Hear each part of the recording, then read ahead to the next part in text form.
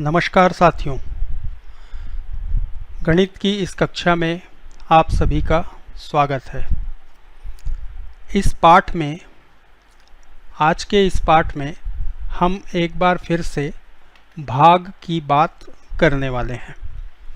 इसके पहले एक बार हम भाग के बारे में बात कर चुके हैं। हम ये समझ चुके हैं कि भाग करने की ज़रूरत कब पड़ती है।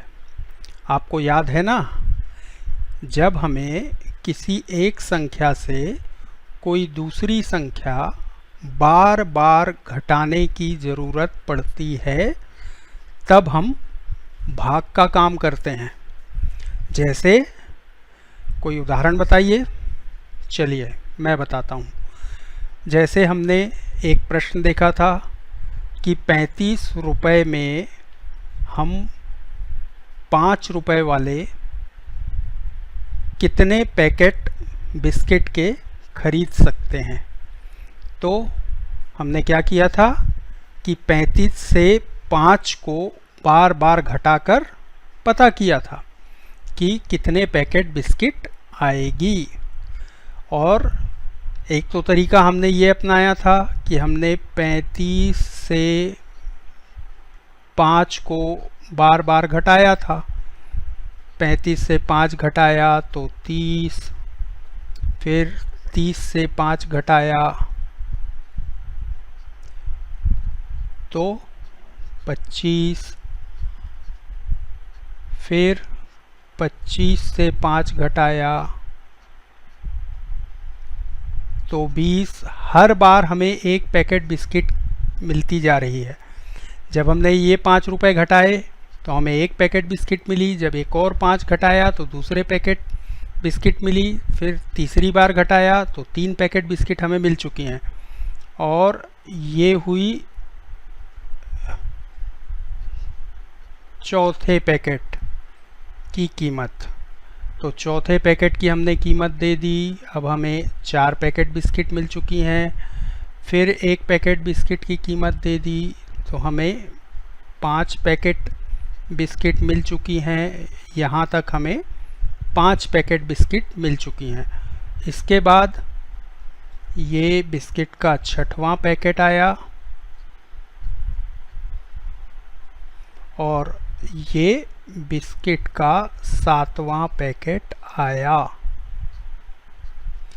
तो इस सवाल में हमने देखा कि 35 से 5 को 7 बार घटाया जा सकता है या 35 में 5 7 बार शामिल है। इसी सवाल को हमने बाद में दूसरे तरीके से किया था, जिसमें हम इसे इस तरह से करते हैं। 35 को लिखा यहाँ, फिर यह निशान लगाया और यहाँ पर लिखा 5। अब हम क्या करें, इस स्थिति में हम 5 का पहाड़ा पढ़ते हैं। तो 5 का पहाड़ा पढ़ने पर कब तक, जब तक कि 35 ना आ जाए। तो 5 एकम 5, 5 दूनी 10, 5 तिया 15, 5 चौक 20, 5 पंचे 25, 5 छक्के 30 और 5 सत्ते 35। 7 बार पहाड़ा पढ़ने पर हमें 35 मिला और घटाने पर हमारे पास 0 रुपये बचे। तो ये जो सवाल है ये तो हम कर चुके हैं और ऐसे कुछ सवालों का अभ्यास भी आपको करने के लिए मैंने दिया था। तो इस तरह के जो सवाल हैं उन सवालों का आप अभ्यास कर चुके हैं। चलिए एक सवाल और इसी तरह का देखिए, इसे आप जल्दी से बना लेंगे और उसके बाद मैं उसके बारे में कोई ख़ास बात आपको बताना चाहता हूं जो मैंने अभी तक नहीं बताई है। तो उस बात को आप सुनिएगा। यहाँ पर हमको 45 में से 5 को बार बार निकालना है। 45 में से 5 को बार बार निकालना है, या कहें कि 45 में 5 का भाग देना है। तो आपको पता है ये सवाल तो बहुत आसान सवाल है। इसको तो हम बिना इस तरह लिखे भी हल कर सकते हैं। इस तरह लिखे बिना भी हल कर सकते हैं। 5 का पहाड़ा हमें पढ़ना है और 5 का पहाड़ा पढ़ने पर 9 बार में 45 आएगा। 5 का पहाड़ा याद है ना सभी को? तो 45 भागित 5 बराबर 9।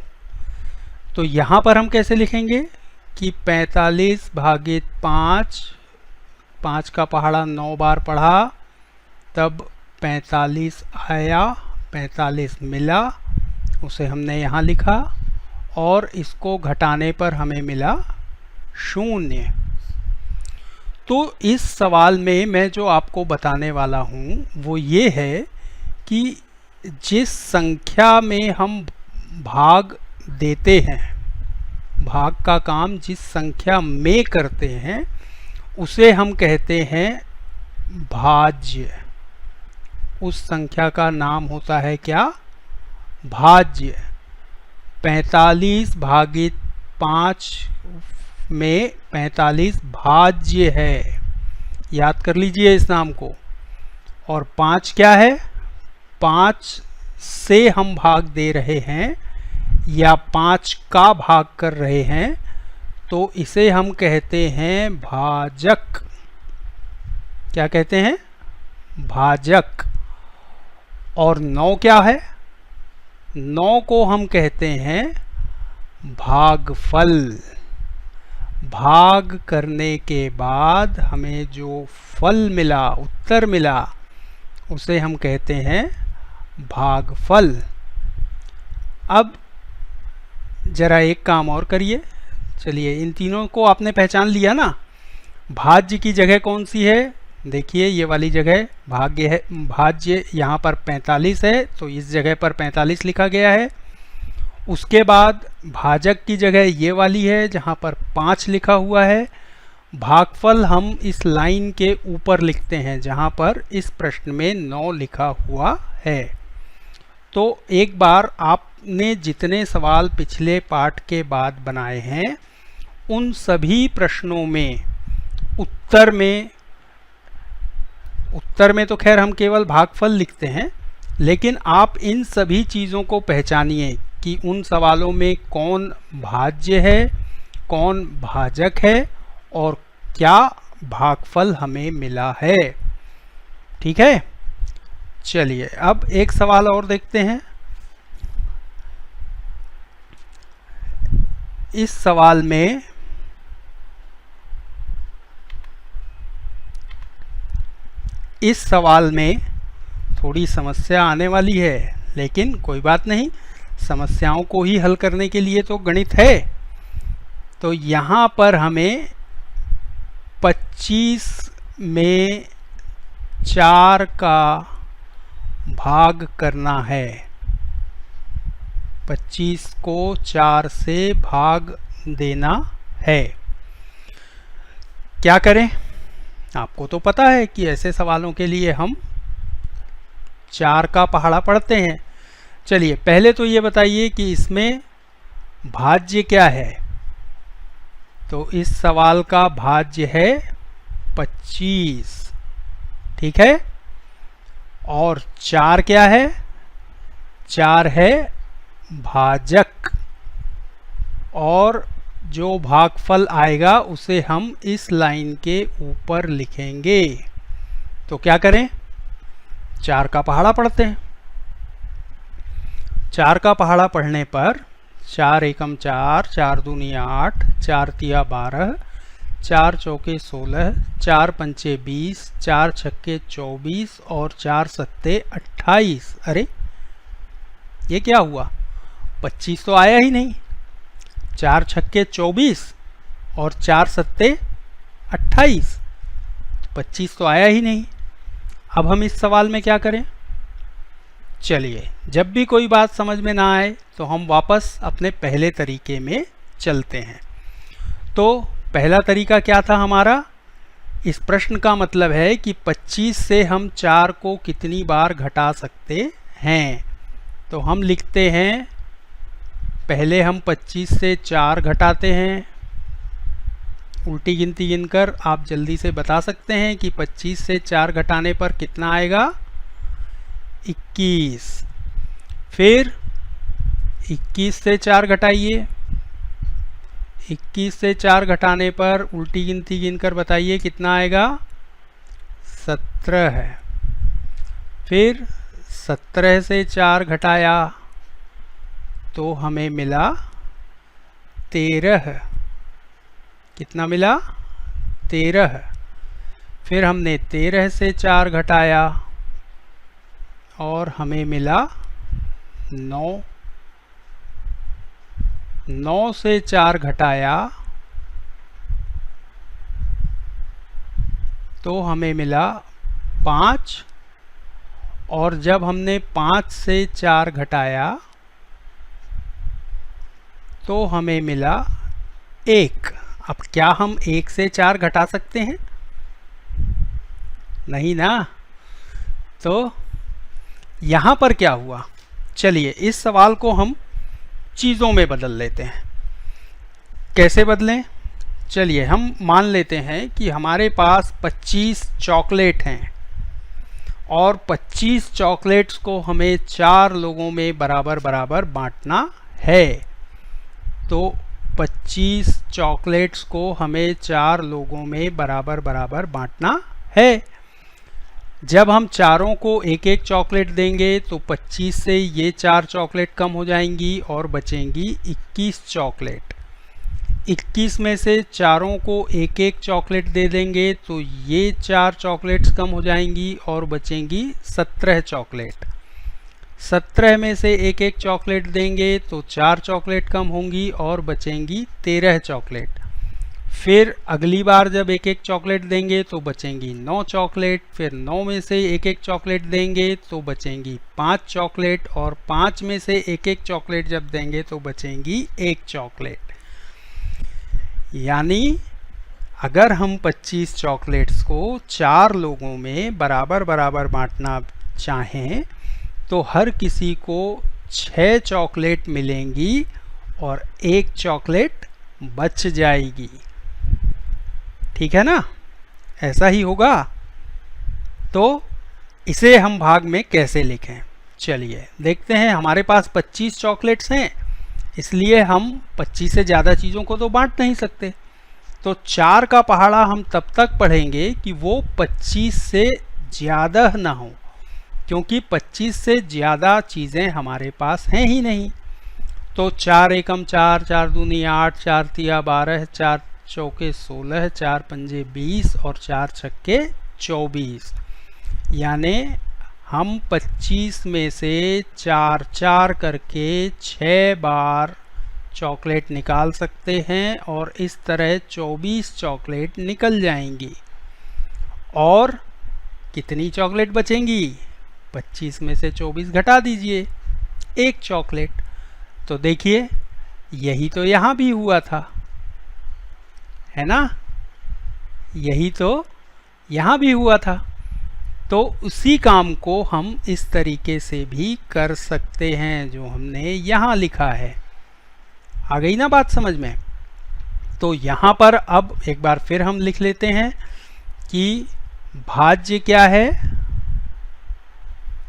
इस प्रश्न में भाज्य है 25। भाज्य कितना है? 25। भाजक क्या है? भाजक है 4। भाजक है 4। भागफल है कितना है बताइए? भागफल हमें मिला है 6। और ये जो एक बच गया है इसे हम कहते हैं शेषफल। क्या कहते हैं? शेषफल। तो इस प्रश्न में, इस प्रश्न को हल करने के बाद हमें कितना शेषफल मिला है? शेषफल का मान है 1। ठीक है, बात समझ में आ गई? तो चलिए, ये तो बात हुई भाज्य, भाजक, भागफल और शेषफल की। अब हम एक और सवाल देखते हैं और इस सवाल में कुछ और नई बात आएगी। सभी सवाल एक जैसे ही थोड़ी होंगे। तो यहाँ पर अब हमारे पास थोड़े बड़े अंकों वाली संख्याएं आ रही हैं। यहाँ पर हमारा प्रश्न है कि हमें 525 को 7 से भाग देना है। किससे भाग देना है? 7 से। तो यहाँ इस प्रश्न में हमारा भाज्य है 525 और भाजक है 7, और भागफल और शेषफल हमें भाग करने के बाद पता चलेगा। तो इस सवाल को हम उसी तरीके से लिखते हैं। आपको पता है कि 7 दहाम 70 के आगे तो पहाड़े हमें याद हैं ही नहीं, है ना। तो इसीलिए हम इसे इस तरीके से भाग देते हैं। देखिए यहाँ मैंने आपको बताया था, ये तो हमने लिख लिया, भाज्य को अंदर और भाजक को बाहर यहाँ पर। तो जैसा कि मैंने आपको बताया था कि जब हम ऐसे सवालों में बांटने का काम करते हैं, भाग का काम करते हैं, तो हम पहले सैकड़ा को बांटेंगे। तो 525 में कितने सैकड़े हैं? 5। क्या हम 5 सैकड़ों को 7 लोगों में बराबर बराबर बांट सकते हैं? नहीं। तो फिर क्या करें? इन 5 सैकड़ों को हम दहाइयों में बदल लेते हैं। तो 5 सैकड़ों को दहाइयों में बदला तो कितनी दहाइयाँ मिली? 50। और 525 में 2 दहाइयाँ तो हैं ही। तो इस तरह अगर हम सैकड़ों को नहीं बांट सकते तो हम यहाँ पर लिख देते हैं 0, यानी बांटने पर किसी को कोई सैकड़ा नहीं मिला। अब हमने क्या किया? सैकड़ों को दहाइयों में बदला, हमें 50 दहाइयाँ मिली। 2 दहाइयाँ पहले से थी, तो यहाँ पर हमारे पास हो गई 52 दहाइयाँ। देखिए यहाँ के पहले 2 अंक मिलकर 52 ही तो बना रहे हैं। तो हम क्या करें? हमने सैकड़े को नहीं बांटा है, इसलिए सैकड़ों में हमने लिख दिया 0, है ना, ये 0। और अब हम 52 दहाइयों को बांटने वाले हैं। तो 52 दहाइयों में से अगर हम 7 दहाइयाँ बार बार घटाएं, यानी 7 का पहाड़ा पढ़ें, तो कितनी बार में 52 मिलेगा? देखिए ध्यान रखिए कि हमें पहाड़ा वहाँ तक पढ़ना है कि वह 52 से अधिक ना हो। क्यों? क्योंकि हमारे पास बांटने के लिए 52 दहाइयाँ हैं। तो जब 52 दहाइयाँ हैं तो हम 52 से अधिक चीज़ें तो बांट नहीं सकते। इसीलिए हम साथ साथ कर निकालते हुए वहाँ तक जाएंगे कि वह 52 से अधिक ना हो। तो भाग करते समय पहाड़े का मतलब है 7 एकम 7, अर्थात हमने एक बार 7 चीज़ें निकाल ली। 7 दूनी 14, यानी 2 बार 7 निकाला, जिससे कुल मिलाकर 14 चीज़ें अलग हो गई। तो 7 तिया 21, 7 चौके 28, सभी का मतलब उसी प्रकार है। 7 पंचे 35, 7 छक्के 42, 7 सत्ते 49 और 7 अट्ठे 56। अब देखिए 8 बार में तो पहाड़ा 52 से आगे जा रहा है, तो हम 7 तक ही पहाड़ा पढ़ेंगे। 7 सत्ते 49, इसका मतलब हुआ कि हमने 52 में से 7 करके 7 बार दहाइयाँ निकाली, तो 49 दहाइयाँ अलग हो गई। तो अब 52 में से कितनी दहाइयाँ बच गई, ये हम घटा कर पता कर लेते हैं। तो 52 से 49 को घटाने पर बचा 3, ये 3 दहाइयाँ हैं। और यहाँ हमने दहाई के ही स्थान पर 7 लिखा है, यानी 52 दहाइयों को 7 लोगों में बराबर बराबर बांटने पर 7 दहाइयाँ बंट गई और अब 3 दहाइयाँ बची हैं। इन 3 दहाइयों को हम खोल लेते हैं। तो 3 दहाइयों को अगर हम खोलें तो हमें मिलेंगी 30 इकाइयाँ, ठीक है ना। और 5 इकाइयाँ यहाँ पर पहले से हैं, तो इस प्रकार हमारे पास हो गई कितनी 35 इकाइयाँ। तो देखिए हम इन इकाइयों को, ये जो 5 इकाइयाँ हैं, इन्हें जैसे ही हम यहाँ लाकर रखते हैं हमें तुरंत ये 35 मिल जाता है ना। तो ये जो काम हमने 30 धन 5 वाला किया है, ये हमें केवल मन में करने की ज़रूरत है।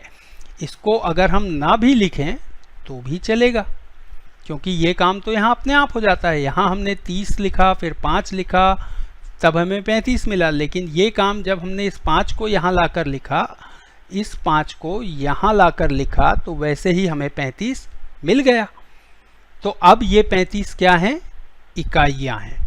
तो 35 इकाइयों में से 7 करके हम कितनी बार निकाल सकते हैं? चलिए पहाड़ा पढ़िए।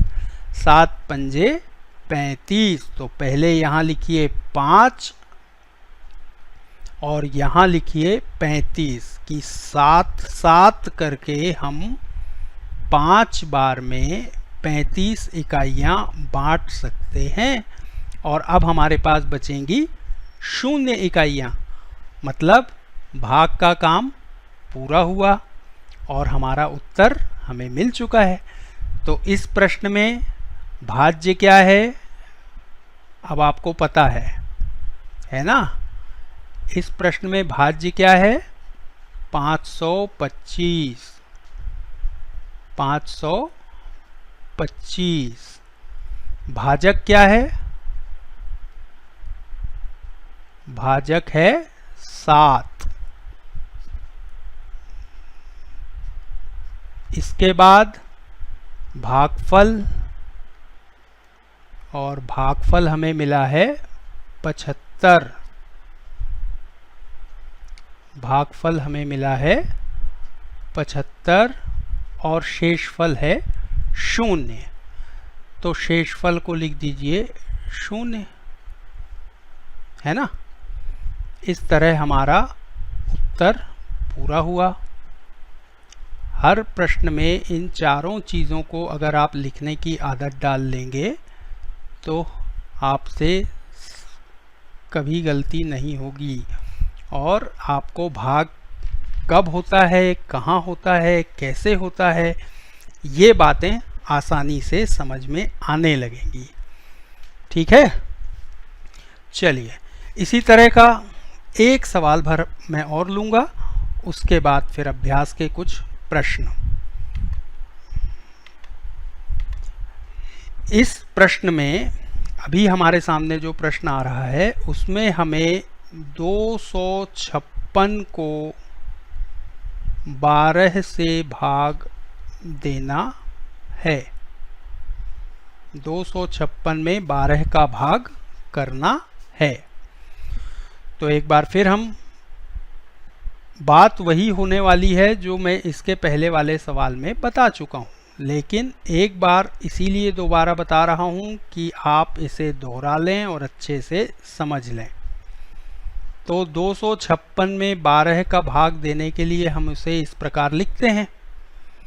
अब पहले हमें सैकड़े बांटने हैं, और 256 के सैकड़े में क्या है? 2। क्या हम 201 सैकड़ों को 12 लोगों में बांट सकते हैं? नहीं। या 2 सैकड़ों को 12 भागों में बांट सकते हैं? नहीं ना। तो इसीलिए हम सैकड़ों को नहीं बांट पा रहे हैं, इसलिए हमने लिखा 0। और जब सैकड़े नहीं बटे तो इन सैकड़ों को हमने दहाइयों में बदल लिया। कितनी दहाइयाँ मिली? 2 सैकड़ों की 20 दहाइयाँ, और 5 दहाइयाँ पहले से हैं। तो इस प्रकार अब हमें कितनी दहाइयाँ बांटनी है? 25 दहाइयाँ। तो इसी का मतलब है कि हम यहाँ के 2 अंकों को एक साथ देखेंगे। देखिए यहाँ 2 अंकों को मिलाकर बनता है 25, और वही 25 हमें यहाँ मिलता है। तो अब हम 25 दहाइयों को बांटने वाले हैं। 25 दहाइयों में से 12 दहाइयाँ कितनी बार बांटी जा सकती हैं? पहाड़ा पढ़िए। 12 एकम 12, 12 दूनी 24। तो 2 बार बांट सकते हैं दहाइयों को, 2 दहाइयाँ बटेंगी, हर किसी को 2 दहाइयाँ मिलेंगी और 12 दूनी 24 यानी 24 दहाइयाँ बट जाएंगी। तो बचेंगी कितनी दहाइयाँ? 25 से 24 घटाया 1 दहाई। अब इस दहाई को तो हम नहीं बांट पाए, तभी तो ये बची। इस 1 दहाई में हम 6 इकाई, जो 256 का 6 है ये वाला, इसको हम यहाँ लाकर लिखेंगे यहाँ पर। तो जब हम यहाँ लाकर लिखेंगे तो ये हो गई 16 इकाइयाँ। और अब हम 16 इकाइयों को 12 भागों में बांटेंगे। तो 12 एकम 12 और 12 दूनी 24। तो 24 तो हमको लेना नहीं है क्योंकि 24 चीज़ें हमारे पास हैं ही नहीं, इसलिए हमने 12 एकम 12 ऐसा किया, है ना। तो 12 इकाइयाँ बट गईं और घटाने पर पता चला कि 4 इकाइयाँ बच गईं, है ना। तो ये जो 256 है ये क्या हुआ? 256 क्या है? इस प्रश्न में 256 क्या है? 256 है भाज्य, ठीक है। और भाजक है 12। 12 जो है वो यहाँ पर भाजक है। भागफल हमें मिला है 21। 21 क्या है? भागफल, ठीक है ना।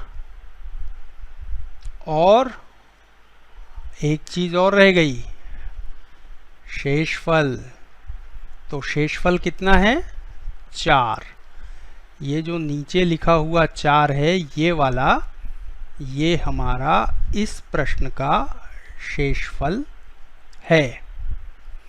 देखिए, जब हम सवाल को चीज़ों के रूप में बदलकर सोचने लगते हैं तो सवाल को समझना हमारे लिए आसान हो जाता है ना।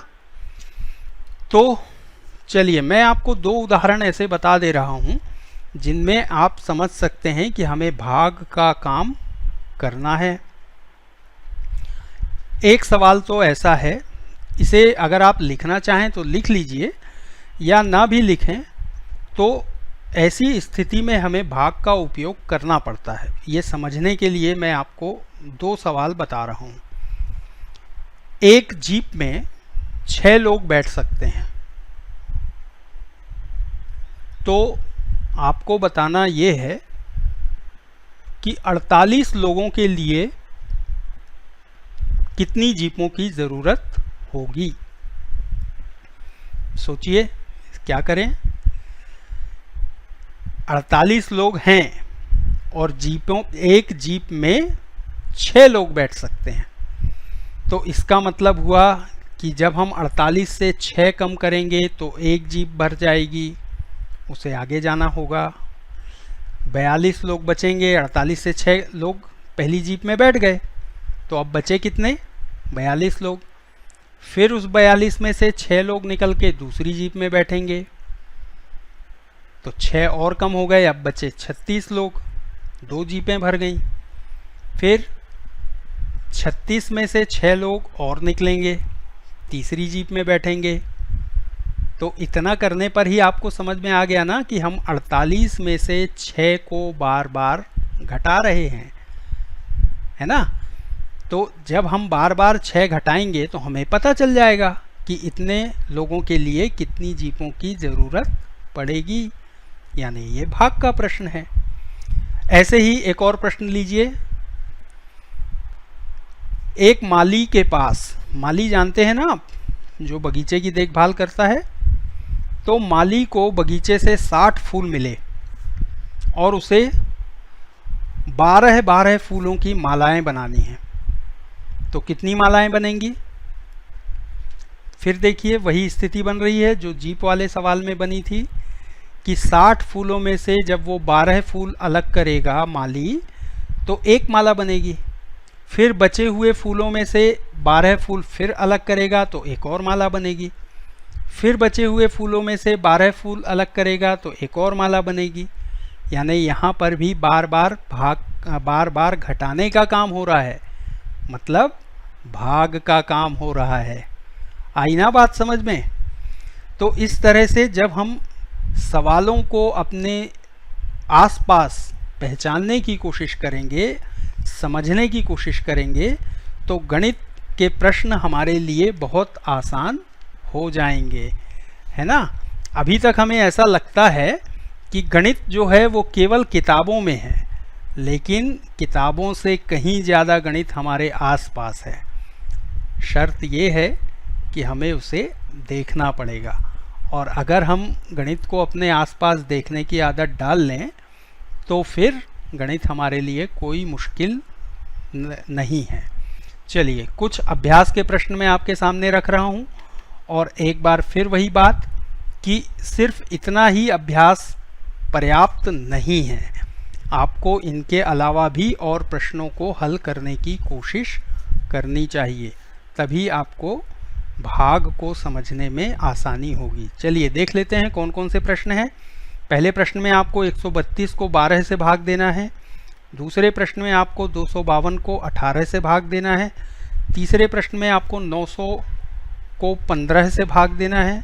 चौथे प्रश्न में आपको 289 में 17 का भाग करना है, और पांचवें सवाल में आपको 484 को 11 से भाग देना है। इन सभी सवालों में हल करने के बाद आप भागफल, शेषफल, भाज्य और भाजक, इन चारों चीज़ों को पहचानिए और अपने उत्तर में भी इन चारों चीज़ों को लिखिए। चलिए, अगली कक्षा में किसी और विषय को लेकर हम फिर से बात करेंगे। तब तक के लिए नमस्कार।